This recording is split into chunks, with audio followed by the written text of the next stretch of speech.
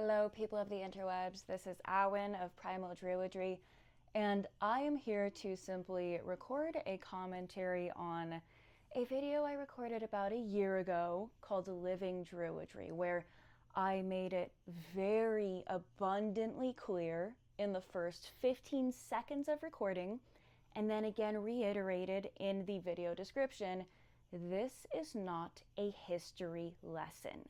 This is not a lecture of how we know what we know historically about the Druids or the information surrounding them. This is about living alive primal Druidry as a religious path today. Now it's 2024, the time I recorded was 23.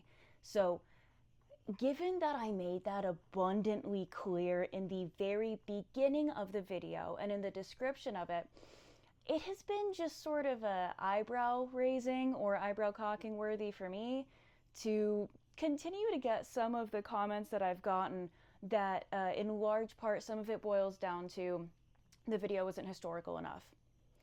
And it's almost like I went out of my way to say that's not what we're discussing here, because the thing is, I have been practicing Druidry for over 10 years now, and to some that's a lot, to some that's nothing.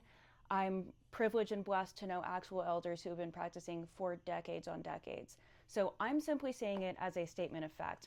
And I bring it up to say, I love the path of Druidry, and because of that, I've been part of so many conversations where, out of probably a love for authenticity and trying to just share information, people so often start with history. They start with, here's what we know, here's how we know it, and let's have a long discussion on that.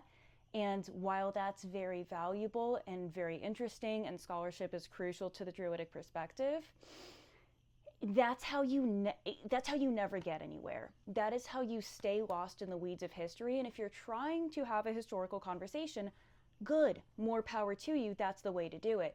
But if you are trying to get to the focal point of what would a living, breathing, robust practice comprise of today, you can spend hours and not get there. And that is why I made the conscious choice to say, hey, this is not a historical conversation, not because there's nothing to discuss, obviously, but because I don't wish to spend hours and not get to the point. Because another thing to that end is there are so many incredible sources who already do that, who already have those discussions.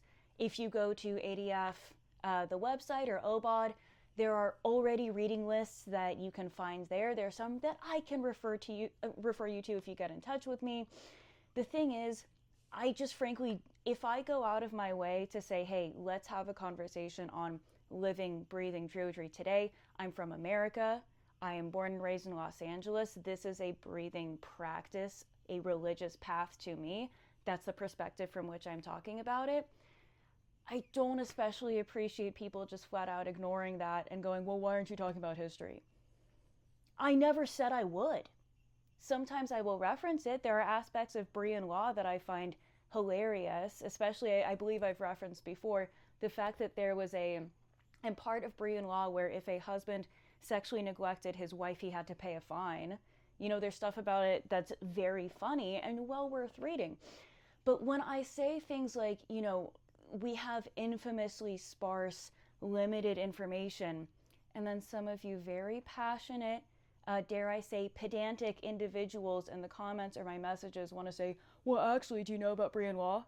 Well, actually, do you know about these comments on property disputes? Obviously. Was that what we were talking about, though? Was that what we were discussing in any way, shape, or form? Is it possible for us ever to get to the point where we can simply just discuss Druidry as a practice? And another reason that I decided to just cut straight to let's discuss what that practice can be comprised of today is, respectfully, it's something that just is not discussed enough. And yet again, with love, with full love and support, it's because very often we get caught up talking about history, trying to be historians. Some of us really are. Some of us, this is something I have said repeatedly that goes well outside of the pagan subculture. I don't like the idea that everyone is expected to be everything all the time, that everything we say is supposed to reflect every possible perspective. It's supposed to represent everyone. It's supposed to be everything to everyone. And that is insanity. That is ridiculous. It's a great way to get people to not actually share anything from their heart. And so I shamelessly do not pretend to be anything other than what I am. I shamelessly do not claim to, be passionate about anything other than what I am, which is, as my username suggests, Primal Druidry, the living path, which I see as a fusion of that scholarship, of that love of wisdom, that pursuit of wisdom, and also living magic fused together. And I've said a million times, my darling, I see history as a trampoline, not a restraint system. I have gone well out of my way to establish my perspective. And the beauty of it is, you don't have to like it. And if you don't like it, you don't have to listen. That's how the internet works. That's how freedom of speech works. That is how, most of all, paganism itself works. My elder, that I refer to as my mentor, the godfather of Celtic Reconstruction, as some have called him, and I certainly do, Murtagh on Doyle, I have endless respect for him, and he's talked a lot about how there are multiple polytheisms, multiple paganisms. There isn't just one church-like concept of like, oh, we all have to, get in line and do and say that. That's never been the case. So if the way that I practice is not for you, it's almost like you don't have to pay attention. You can continue scrolling the same way I do when I see any number of things that don't resonate with me at all, to put it mildly. But once again, they don't have to. So I think that really sums up the only thing I really wanted to say, which is if I go out of my way to establish I'm talking about primal druidry in the modern day, don't ask why I'm not giving you a history lecture when I already said I'm not going to. You can do that for yourself. That's the other thing.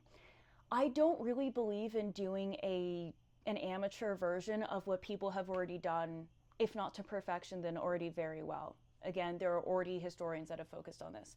So I'm going to focus on what I'm passionate about.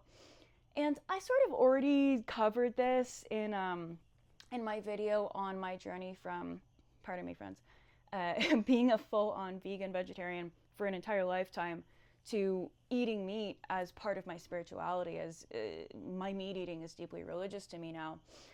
And I just continue to find it very, very funny. So in this video that I recorded a year ago, at one point in it, I kill a mosquito because I'm outside. And this is not something I ever thought I would be commenting on or that anyone would comment on. Because even in my days as a vegan, even the most militant people I knew were not sitting around advocating for mosquito rights. Maybe you guys know people like that. I never had. But in, I don't know, the first 10, 15 minutes or so, I kill a mosquito, and the amount of brain dead, psychotic comments I got for that. I actually thought they were joking at first because, again, I'm not sorry at all. That is such a psychotic thing to comment on. It continues still to just tickle me. The fact that some individuals not only were bothered by it, but said, I'm not in right relationship with nature, nature spirits aren't the kindred. It's like, okay, where are we even getting this from? Because as I've said at other times, I never signed up for that. I never signed up to never kill a bug. I never, no consensus has ever been reached on most topics in paganism, but especially not on that point. So I don't know if it's really useful to go through every single comment, but overall, I find it unfortunate that this is already the nichest of the niche. This is already such a, I like to say, slept on topic, Druidry specifically. So few people care about it to begin with.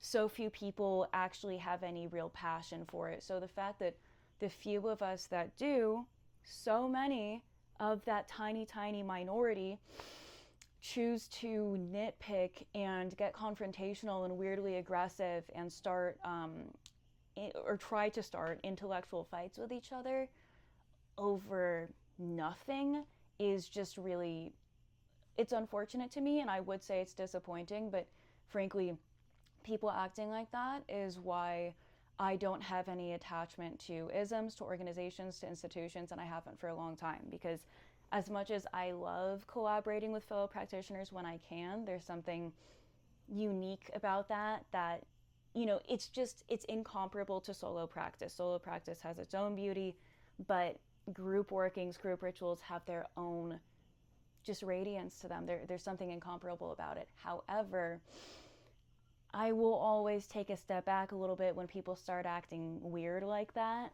because I feel like there's this weird insecurity where people feel the need to kind of establish dominance, almost like social dominance, by going, well, actually, don't you know about this? You're in wrong relationship. How dare you? Like, that's not what this is. You're spreading wrong information about something that is, you know, a spiritual path that we don't have any commandments or scripture on, you know? So I feel like there's this weird, insecure just need on people's part to prove, like, see, I'm smart. See, I know things. And it's like, that's cool. No one said you didn't. How about we bring our own unique perspectives to the table and have conversations and understand that we didn't leave the church just to take dictation, you know, from random weirdos or people that just want to complain the loudest, or, you know, militant vegans. Sorry, not sorry. Like, I didn't leave mainstream religion just so I could go ahead and be told what to do by some screeching Harridan. So, well, unless that screeching Harridan is the Morrigan in a particularly feisty state. So this is really like not a formal video. I'm not talking about any serious topics per se.